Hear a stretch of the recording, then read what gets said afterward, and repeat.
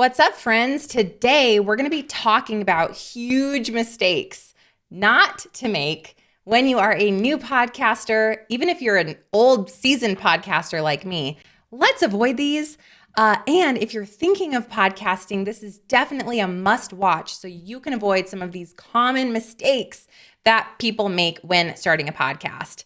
Don't worry, they can all be remedied, and we're going to be going through these in depth so that you can be sure to avoid these common pitfalls. Grab a notebook and pen. Let's go. Are you ready to grow your online business, make consistent income, start a successful podcast? Welcome to Online Business for Christian Women with Stephanie Gass. It's time to grow, girl. All right, so you started your podcast or you're about to start your podcast. The number one, these are in no particular order, but the first mistake that you don't want to make is not having a clear, defined niche. Now, I teach the micro niche or niche. It's like tomato, doesn't matter, okay? All the love. I teach the micro niche because if you're talking to everyone, you're actually talking to no one, okay? We've got to have a niche deep in so that we can actually stand out. If you need some help on niching in, please go watch my clarity workshop, which is at freeclarityworkshop.com, and that will help you get clear on your niche, all right? The second mistake is that you have an inconsistent podcasting schedule. This looks like, I'll podcast this week on Tuesday, and then whoops, life, and then I didn't podcast for 10 more days, and then I released on Thursday. Look, one of the secret sauces to having a super successful, highly downloaded podcast is that you are extremely disciplined on your release schedule. And guess what? That also helps you be super committed to podcasting because you yourself know I have to record an episode on blank day so that I have time to edit it and get it uploaded and do the things. And so you really begin to create and curate a habit of this content creation every week in your business. And that is going to have your person looking forward to your episodes as they know they can expect one from you every single Thursday or every single Tuesday. So consistency is really key. Don't make that really simple mistake. And that really easy mistake to avoid of inconsistent. Hi. You want to say hi to everybody? Dog. Did you come to let me know the dog needs to come in? Thanks. The third mistake that new podcasts make is having bad audio quality. And honestly, I don't think that there's any reason this should be happening because even if you have an iPhone, a newer-ish iPhone, they have a solid microphone in here. So there's no need to have bad audio. I definitely had really bad audio in the beginning because I was using an old staticky microphone. Look, for $100, you can get a Yeti mic, which was what I used for 5 years. And then you can upgrade later in the future to something like the Rode PodMic USB or the Shure microphones, something like that. But to begin, use your iPhone if you don't have a great microphone. That's a great place to start. Or invest that $100 in a Yeti. The fourth mistake that people make is not paying attention to their recording environment. Now, I don't think that you need to be holed up inside of a closet, which some of my students tell me, I'm in the closet, it's dark in there. Like, ew, that is not going to be like joy bringing to me when I record a podcast episode. However, if you're in an empty room that has no rugs and nothing on the walls, it's going to have an echo. Or if you don't have your microphone settings on the correct setting, you're gonna have funky audio. It's just hard for your listener if your audio is really bad. We'll just call it what it is. So take a look at your settings. And also, if you're in a really empty, bare room, consider investing in a throw rug, or you can even buy one of those little recording foam boxes off of Amazon. Probably like $30 or less. That might be an easy hack for you to improve your audio quality. Okay, the next mistake that new podcasters make is going off of thin air around their content strategy. But not you, right? You are going to do the market research and to do the work to know, what does my audience, my ideal listener of this podcast actually need and want? What do they believe their number one problem is? That's why I highly recommend going through a course or a program to learn how to adequately set up your podcast for success. Don't waste a year trying to throw spaghetti at the wall. Just do it right the first time. If you're shopping for one, I would love for you to come shop my courses at stephaniegass.com/school. I would recommend starting with Podcast Pro University if you have not yet started your podcast. And if you have already started your podcast, you can apply for Podcast to Profit, my 6-month group coaching. We really dive into all of the things I'm talking about today of setting up a podcast correctly and not wasting time on these mistakes. I want your podcast to be profitable and income producing for you, not a stressor. I want it to have a faster growth journey than doing it DIY and trying to figure everything out, right? Because I already know it works. And I've helped hundreds, if not thousands of people have a highly ranked, successful podcast. So we've got to do our audience research, and I'll teach you how. The next mistake is neglecting SEO, and that stands for search engine optimization. Podcasting, because it's a long form method of content creation, has so much opportunity for you to utilize podcast keywords and podcasting SEO inside of all the amazing places that show up on Google or Yahoo or any search engine. This can all be crawled by the fancy interwebs, the inner workings of the interwebs, and your podcast episodes can be found when someone searches for a key term. So you can't ignore that. I see this mistake all the time where people have a podcast episode that's titled something like, "Don't do this in your marriage," instead of 3 simple communication hacks to increase your communication with your spouse. You'll notice how example number 2 had so many more keywords in there: communication, spouse, all of these juicy words that you can get ranked for when you're putting your podcast out into the world. So don't make that mistake of having fluffy titles and not knowing where to put podcasting SEO. And again, this is something I teach you inside of my courses and program. Another big mistake that I see new podcasters make is not guesting on other shows or having guests on their shows. One of the best networking super hacks is to meet other podcasters. Believe it or not, the circle of top podcasters is very small. And once you grow your show to the top 100, top 50 of your category, you want to get in those circles because you can start guesting on their shows and they can start guesting on yours. And it's never too soon to start practicing that craft of being interviewed and interviewing others. Plus, even if somebody has a small audience, but that niche is really specific and like yours, their listeners can like you because they are edifying you by having you on their show or vice versa. And then their listeners become your listeners who become leads. Listeners become leads, friends. Listeners become leads. Listen to me, Linda, okay? Don't make that mistake. You've got to leverage guesting on your podcast. Okay, the next overlooked mistake is using copyrighted music in your intro or your exit of your new podcast. Whoops. Please, friend, be sure that you are buying copyright-free, royalty-free music to utilize in your show. And there's a lot of free options for you. You can go to YouTube Music. You can go to Audio Jungle. Like, there's a lot of places. Just look it up online. But be sure that you are paying the whatever it is, $5, $10, $15, whatnot, to get royalty-free music. And again, there are free options as well. Those will just be more used and you'll hear them on other people's shows more often than the paid ones. Just something to be sure that you are not overlooking. All right, the next big mistake that I see new podcasters making is not using releases and the proper disclaimers. So something that we cover in my courses and my program, my group coaching program, is making sure that we have releases, contractual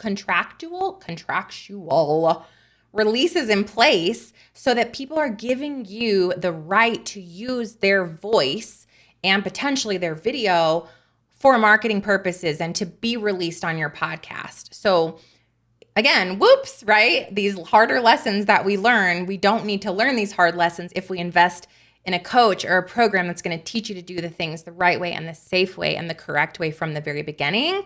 Again, if you need a podcasting mentor. Hi, your new bestie here. StephanieGass.com/school. Let's go. I'm ready. I want to hold your hand through the process. I want to give you all the downloads and all the things that you need to use for your podcasting journey. But we can't ignore this piece, because in the future, if somebody comes back and says, remove this thing off of your show, and that episode has 100,000 downloads and it's your top monetization, like, you got to do what they say unless you have a release, right? So just not overlooking those small things. The next mistake, this one is maybe the most important one, is expecting huge results too soon, having unrealistic expectations. Look, podcasting is a long game strategy. This is a strategy that's going to work for you in a sustainable way. It's going to have compound results over time. Over time. Over time. Anything beautiful, incredible, fruitful takes time. Sorry, like if you're chasing this overnight success, you're chasing that quick fix, you want the fast money, how many times has that actually worked for you in the past? Or you wouldn't even be clicking on this video to listen to this right now, yeah? Like, stop doing the things that don't work and start doing the work to get the results that you desire. Okay, like we've got to get disciplined. We've got to dig in. And I'm preaching to myself here too. If you feel triggered, hi, I did everything wrong for so many years. I chased quick money. I chased quick results. I did 100 things at once instead of one thing well. Guilty, guilty, guilty, guilty, guilty. That's why I'm so serious about it now, because I know that what actually ended up creating a 7-figure company for me with thousands of students and a lot of great success is that I did one thing really seriously and intentionally, and I refused to get distracted. So my overnight success looks like 15 years. I've been 15 years at full-time entrepreneurship, friends. 15 years. And I know some of you have been at it longer and you still haven't had your breakthrough. It's coming because you are not giving up on the dream that God planted in your heart. We just have to get out of his way so he can make a way, Isaiah 30:21. This is the way, walk in it. Yes? So my point of going on this soapbox for a hot second is like, you have to just do the work, do it well over and over and over again with consistency and discipline and heart and focus and intentionality. And yes, it gets hard. And yes, it gets frustrating. And yes, you're going to want to give up, but you do it anyway. And you do not give up. You do not give in. And you do not start another new thing. You do it until. And this is how I am with my students, because they are going to commit to podcasting for a minimum of 12 months, because that is how long it's going to take for them to even become an expert at their craft. It takes 10,000 hours to become an expert at your craft, said somebody amazing, because you have to do something over and over again until you get great at it. Then, and only then, do you see the fruits of your labor. Labor is the key word, yes?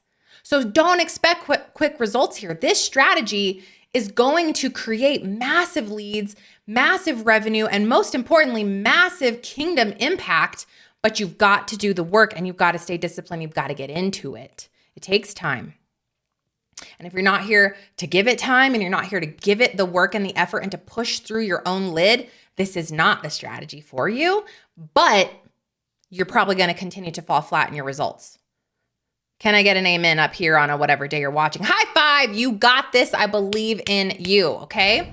The next mistake that I see podcasters making is taking on way too much and taking it way too seriously. I do not want anyone editing their podcast episode for 4 hours. Some of my students would be like, Stephanie, I don't understand. You say that it takes 2 hours a week to podcast, but I'm spending 10 hours. And I'm like, 10 hours? Like, what are you doing? And I come to find out that number one, they're overanalyzing what they're saying. They're starting and stopping 300 times. They're over editing. Look, like, you've got to treat your podcast seriously per my last hot moment with you, but you also have to just do it. Like, You're going to blink and have 500 episodes. I have over 750 podcast episodes. It's been 6 years. I feel like I started yesterday. Just go. Just do it. You're going to get better every single week. Don't worry. The people who don't love it, bye. Like, you don't have to be for everyone. It's okay to be polarizing. Honestly, it's better. Let your people come and let the rest go. God has the perfect people for you. Trust in that. Trust in that.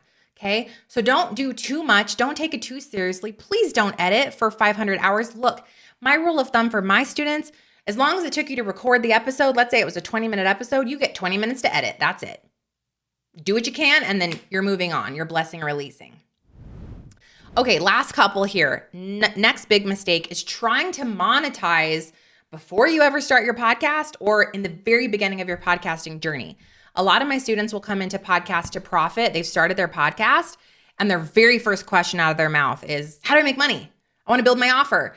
Which, like, dude, totally get it. Like, again, that was me for a lot of years, but that is actually putting the cart before the horse. Because your podcast being the lead gen strategy, the podcast, how I teach my students is that it is top of funnel. So listeners and leads come into the podcast, they are going to tell you through the data and the analytics and the community that we build with them what they want from you. And now we build the coaching offer. And now we build the online course. And now we build the group coaching program. Yes? So the big mistake here is, like, we all want to make money online. Duh, that's why you're here with me. And I believe in it. And I believe so many of us are called to make an impact in the online space. And I'm like, I love it. I'm so excited about that for you. However, we've got to do it right, in the right order. And also, it's not going to sell if you just rush to throw something together that people don't actually want. So don't do that. The last mistake I see new podcasters make is ignoring their analytics and ignoring their audience. After you have about 10 episodes under your belt, guess what? You have analytics. Go into your dashboard and look. What is your top downloaded episode? Why? What did you call it? What were the keywords? How did you structure the title of the show? How long was it? Pay attention to what is working and do more of that. You're going to follow the data, follow the big wins, and then double down on the wins. Okay? And then regarding the audience piece, one of the first things I teach my students is to build a community.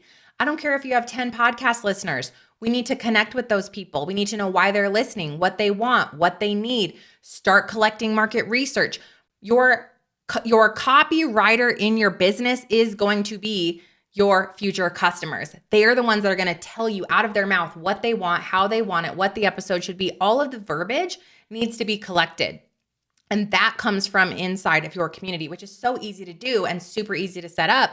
You just need to know how to do it. So there you have it. All the mistakes that you can avoid as a brand new podcaster have been laid out for you today. And if you want to know how to actually do this right and do this well, come on and work with me. I'm excited to help you through this process. You can head to stephaniegass.com/school. If you've never started a podcast, you're going to hop into Podcast Pro University. And if you already have a podcast, come and apply for Podcast to Profit, my 6-month group coaching program for Kingdom podcasters who are ready to grow, make money, have an offer, learn to sell, scale, email marketing, freebies, repurposing. You want to blow this thing up. You are 100% here for the growth of your podcast in the next 12 to 24 months. You want to come and be in my group coaching program. Again, everything can be found at stephaniegass.com/school. I'll see you there. And if you have not, please click like, subscribe, and turn on that notification bell so that you never miss another video. And be sure to pop on over and check out all of my YouTube shorts. Last but not least, come and listen to the podcast, Online Business for Christian Women.